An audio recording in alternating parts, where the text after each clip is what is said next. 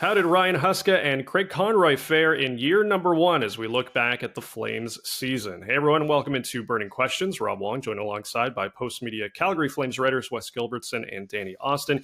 And guys, still one more game left to go for the Flames in the regular season on Thursday night when they host the San Jose Sharks. But let's take a look back at the 2023-2024 campaign. And it was a transitional year with a new head coach and GM and lots of players coming and going via trade. Wes, when you look back at this season, how would you sum it up?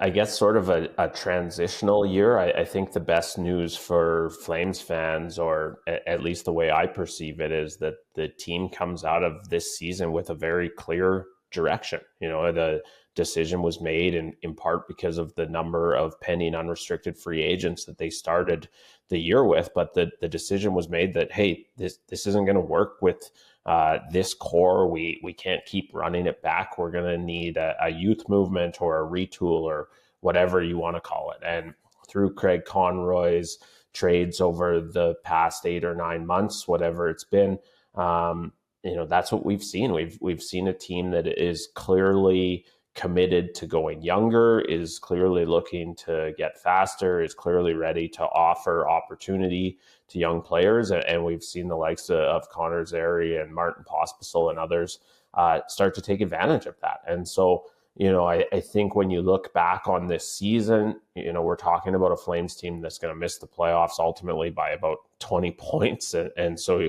you're not categorizing it as a great season. And yet, if this sort of direction ends up taking the team to a better place, then that's a road that's certainly going to be worth going down.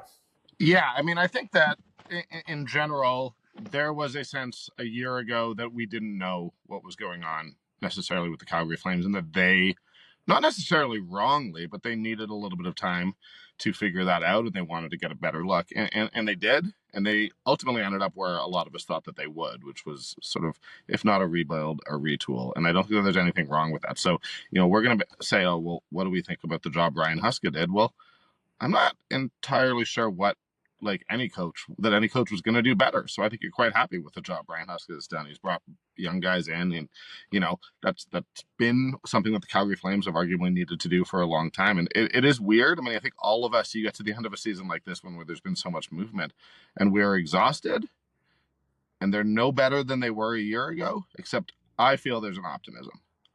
I feel, and this is purely anecdotal, but I feel like people are excited to see where this might go, and that they don't feel like the Flames are locked in for the next however many years. And I think that into something that may not go anywhere. At least now you're going somewhere, and I think that that's a real positive. Yeah, this definitely seems like the beginning of something with the Calgary Flames. And as we mentioned, a lot of new faces that arrived on the scene, whether it was preseason or mid-season, Danny. But is there one or two players that you thought really stood out this year that impressed you? I'm going to just start with Yegor Sharangovich. It's the weird thing. There's a bunch of Flames who I actually think had quite standout years. I would love to talk about Nazem Kadri. I would love to talk about Blake Coleman. I don't want to also just take them all up myself. But Yegor Sharangovich is a guy who, when they acquired him, frankly, I don't think most of us knew who he was, if we're being honest. And you looked at his numbers and said, okay, he'd scored 20 goals one year, and then he'd sort of fallen off. What could this guy be? And he's a guy who, honestly, 2 weeks into the season, I might have been saying, not sure on this one, not sure if Conroy hit. And now the season's gone through, and I think that the Flames are thrilled to have a guy. He's set all sorts of records as the top scoring Belarusian, which certainly were not records that I knew existed a year ago. So I'm learning, which is what you want from your job. But I do think he's got, that two-way potential and really, really can score. And this is a Flames team that needs scoring. And I really think that is an A+. I don't necessarily know, I think that New Jersey was happy with Tyler Toffoli until they moved on from him. I don't know that that's a loss where I'm saying there's a loser in that trade, but I certainly think the Flames are happy to have Yegor Sharangovich here in Calgary.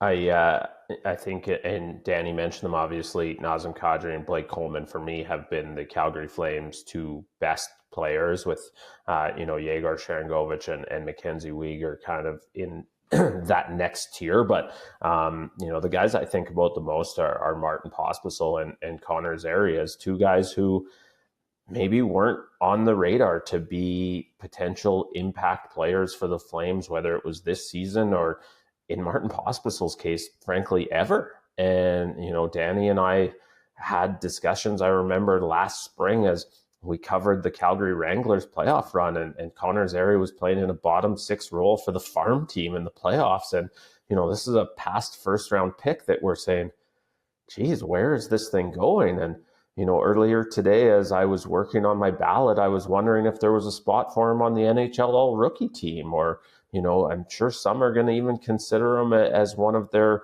down the list names for the Calder Trophy. And so those are the two guys that are really going to stand out to me as we look back on this season, because those are two guys who have now cemented themselves as part of the future at the Saddle Dome, and whatever the next rink's going to be called after that.